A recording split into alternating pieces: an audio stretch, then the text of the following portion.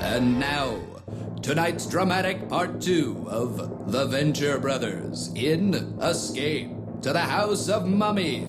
Yeah, I think the episode confused and angered me. Like, I've been in a bad mood once I've been shooting this video. FlynnsArcade. Hi, this is FlynnsArcade, and this is my video about the Venture Brothers episode, Escape from the House of Mummies Part 2, with special reference to this book here. I'm going to give a quick synopsis of the episode, and I'm going to talk about any high spots of the episode and any characterisation, and finally I'm going to give the episode a rating out of 10. Before we start, please could you subscribe to the channel if you haven't already, and if you enjoyed the video, please could you drop me a like. And now, let's go. In this episode, the boys plus Brock and several historical figures tangle with an ancient Egyptian cult, whilst Dr Venture attempts to engage in a shrinking competition with Dr Orpheus. The style of this episode is very peculiar. And now, tonight's dramatic part 2 of The Venture Brothers in Escape to the House of Mummies. So, in spite of what we've seen, it isn't a sequel. So part 1 doesn't exist, and neither does part 3. Next week on The Venture Brothers. And so yeah, it isn't a trilogy. When I first saw this episode back in the day, it really confused me, because I used to watch Adult Swim on like it was the block on the UK channel Bravo, and I used to just watch it at night time. And they used to show Adult Swim cartoons out of sequence, so, and they'd show them repeatedly. You never knew when they'd come on, or like, you know, what the episode would be. So I must have seen this a few times and actually just thought, oh well, I've not seen part 1. I just didn't get the joke really. And since I've actually been watching like the Venture Brothers like as a block and actually seeing them in sequence, it is actually quite funny having an imaginary part 1 and part 3. But yeah, it really bothered me at the time. I saw on Reddit very recently, somebody had said that they'd actually wound up looking for part 1 on the on a various Venture Brothers forums back in the day. I'm obviously not that bright to do that. I just used to think, oh, I've missed part 1 and I can't catch up with this. And then because the episode is incredibly confusing, it really made me think, oh yeah, I missed something important out, because the actual sort of A-plot of Dr Venture and Dr Orpheus having the shrinking competition, that's actually quite easy to understand. It is quite more or less like a normal Venture Brothers episode. But the sequences with, you know, we'll have a look at them now, a few of them, but they are very confusing. Dane? Dane? I'm over here! What happened? Yeah, Clarissa, explain it all. I mean, that's pretty frightening, but we never know how it happens, which, you know, I think probably when I first saw the episode, I must have just thought, oh, this must have been explained in part 1, and I just felt very confused by the by this sequence of events. We also never really learned the backstory of what, you know, the perfect man. I mean, I don't know what he is to this day. Dane, stop riding the perfect man. Brock has to kill him now. Aw, can't we keep him? Yeah, Dad, can't we? We'll feed the perfect man and clean up after him and everything. Super sweet. Please. No, he's an abomination. I mean, what is he, and why is he an abomination? We just never find out. I mean, you know, I could go off and think about it, but, you know, it is very confusing. It's also quite noticeable that, well, we'll see what Dr Venture says here. All right, I'm getting out of here before Dean wakes up crying. I'll be back soon with expensive crap to get you all out of here.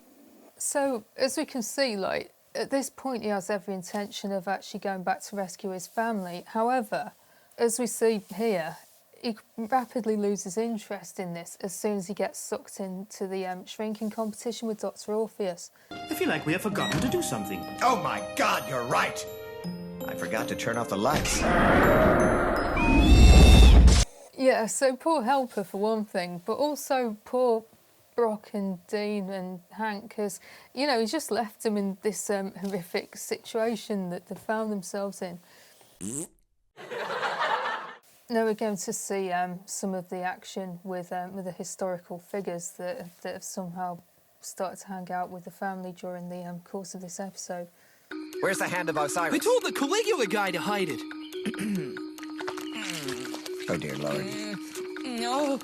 No, just Drop it there. I'll get it later. I quite like that. I mean, I quite like the Hands of Osiris, which is just some sort of MacGuffin. We never know really what it does, but it's quite important during the course of the episode. Special mention to the fact that Sigmund Freud is stood next to Caligula when he's when he's producing the Hands of Osiris, and he looks quite interested in it, which is quite funny. Freud actually crops up quite a bit in the Ventureverse. He's not. This is the first time we've actually seen him, but there's quite a lot of references to him in his psychological works over during the course of the series. I read a really interesting article quite recently, which I'm going to link in the description, about the psychology of the Venture Brothers, and there's quite a bit about him being like both. The series being quite Freudian and Jungian in tone, and so then we sit quite visually there. And here we'll see Dr. Venture, referencing what's happened to the boys over the years. Give me the Hand of Osiris. Give me head. You didn't just say that. I absolutely did. What are you gonna do about it? I'm about to kill your son. Join the club. Yeah, so as you can see, like, he's really jaded with the, so the severity of the potential and alivening of Hank and Dean's kind of not really that important to him. And here we get to see Dr. Venture being reduced to yet another new low in his search for the shrink ray, which he sold back in the Tag Sell Your It episode. You've come to steal our great ideas. You've been foiled, we have none. What the hell, Rust? What kind of dick breaks into his friend's house?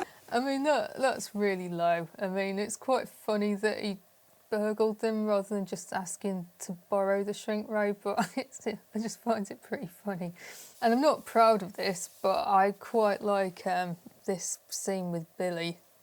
I didn't realize what you meant by guilty pleasure. Jeez, Billy. Oiled garbage bag? Sweat sock? Oh my god, number 3. Melon heated in a microwave. That's very creative, Billy. I'm sure your mother is proud of you. So yeah, I mean, like I said, it's not my proudest laugh, but I do find that quite funny. Quite a bit of humour comes courtesy of the problems Dr. Venture and his crew are having trying to shrink things. My ear! Sorry. What happened? We, shrank your head. Only. I told you we should have mounted it. Yeah, nice shot, William Burroughs. You see, that is a reference to William Burroughs, who was a beat writer who shot his own wife whilst attempting to play William Tell. He comes up quite a bit in the Ventureverse. I mean, Colonel Gentleman is like basically William S. Burroughs, but he's as played by Sean Connery, which is quite funny, but it's just it's just a bit slightly obscure reference, but not that obscure if you're a Venture Brothers fan, because he shows up quite a bit. And finally, there's quite a bit of humour about Edgar Allan Poe. Edgar Allan Poe, is a writer from late 19th century. He's apparently Doc Hammer's quite a big fan of his work. I recently saw a Netflix series called The Fall of the House of Usher, which is based on one of his novels. But he shows up quite a bit in this episode, and there's a sort of running gag that Brock absolutely hates him. Like he got him in a headlock at one point. Come on, Mr. Poe. Just tell me where you put the Hand of Osiris, and I'll let you go. Basement. Under the floorboards. I gotta admit, I always wanted to get Edgar Allan Poe in a headlock. That thing is like a pumpkin. And now finally, we're going to see this shocking sequence. I want the caveman to eat me. Hang on, Hank! Cut him open! We're gonna put the boy in there! Whoa! I thought he smelled bad. On the outside. With that, you get a bit of a Star Wars reference, but also the fact that that Edgar Allan Poe stinks apparently, and and also why did Brock hate him so much? But yeah, I just find that quite funny. As with a lot of Venture Brothers episodes, failure is quite a dominant theme, especially with regards to the shrinking competition between Dr. Orpheus and Dr. Venture. We shall celebrate your inflated sense of self with the ultimate contest, shrinking! And I, like the Puss in Boots, shall gobble you up. The shrinking competition works both literally and metaphorically. Neither Dr. Orpheus nor Dr. Venture successfully manages to shrink anything, but their self-esteem is dented so much in the process that they both manage to shrink psychologically. This is the first time we meet Dr Orpheus's like boss, for want of a better word, like the master. Hello? Master?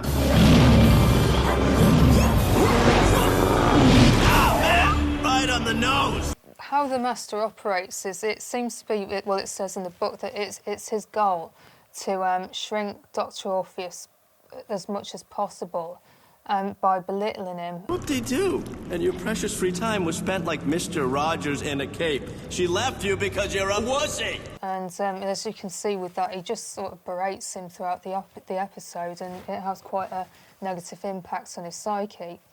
In turn, the inability to use his shrink ray causes Dr Venture quite a lot of psychological damage, and he starts to ponder on how he'll never live up to his dad's legacy. Forget it, I'm not my dad. I can't even fix something that he invented.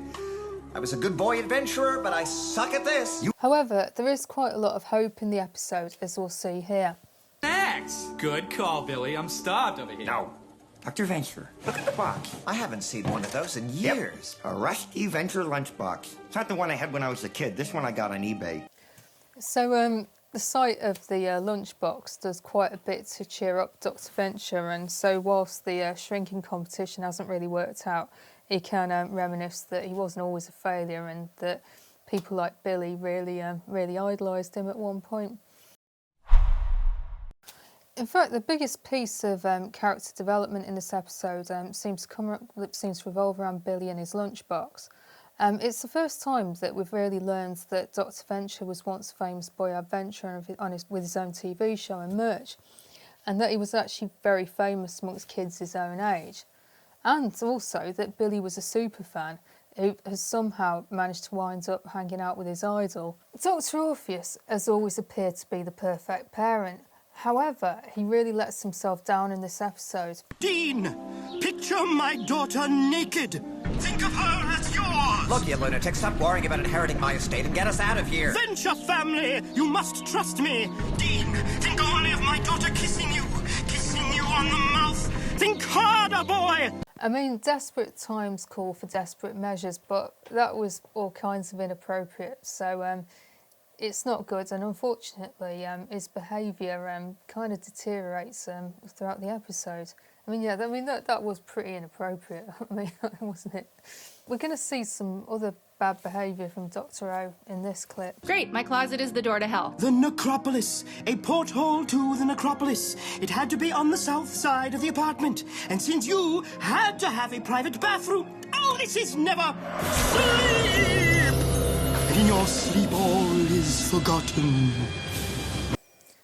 So, as you can see here, that's like a Dr Venture style move. You know, like he could have addressed this with Triana. He hasn't, and because it was a difficult conversation, he took to using the sleep, I don't know what you call that, some sort of hypnosis on her. And, you know, so yeah, it's really not good. So what we learn about him in this episode, I mean, I'd like to think that because of his attempts to engage in the shrinking competition, and he's hanging out with Dr Venture, he's kind of been reduced to his level in this episode, because he's gone from being a great parent to being a pretty negligent one in this one. I mean, we learned that he's actually managed to traumatise his daughter through the weird goings on with her closet, and also that his wife left him due to him working all the time. I think, strangely in this episode, that Dr Venture gets built up as a person, whereas Dr Orpheus has been dragged down, you know, so the shrinking competition works, and I think Orpheus won in a way, you know, when we saw the difference in fortune between the pair of them during the episode, that Dr Venture's life seemed to improve when he remembered his the pride he had as a youngster, whereas Dr Orpheus is, you know, he's reduced quite a bit during the course of the episode. So, I'm going to give this episode, like, my... I was going to give it like a really, really low score because of that that thing I've got with it. I don't like it. I don't like the way it, you know, it's you know, it's a fake sequel. I don't really like the non sequiturs. I actually can see why it's a good idea stylistically, but I never liked a much later episodes like Blood of the Father, Heart of Steel. That really I didn't like that at all when I first saw it. This one, I've always like left it out whenever I've done rewatches of the Venture Brothers. So it's like this is the first time I've actually properly sat through it, possibly ever, to be honest, and actually concentrated in what's going on. I had some pretty weird dreams after watching this episode. So yeah, I mean, some of it is pretty spooky, really. And so, like, I mean, the thing with Dean's head, that sort of really bothered me. And so, yeah, it's certainly not a favourite. I know that some fans seem to absolutely love it. I personally don't, but because I quite like the audacity of having such an experimental episode, I'm going to give it 7 out of 10 just because of, but I'm not going to rewatch it anytime soon. If you've got anything to add, please let me know. I mean, do you really like this episode? I know some people really like it. It's just I've never really liked it, and I don't really like it anymore now, having made this video, than I did before I'd actually seen it. It does wind me up a bit. I've been in quite a bad mood whilst making this video, and I don't know if it's just me or whether it's the episode. I'm not sure. So if you think I've missed anything, or I've misunderstood the episode, or if you really like it, let me know in the comments. If you don't know what to say, could you just drop me a Go Team Venture, because apparently that really helps the algorithm. Next episode, I'm going to do, it's a really good one I'm doing next. It's the Ignore Me episode, which I'm going to shoot just after doing this, and hopefully I'll cheer up a bit because I absolutely love this episode. If you haven't already, could you drop me a like and subscribe to the channel? And that's all from me. Unless something comes up in the meantime, I'll see you next Sunday.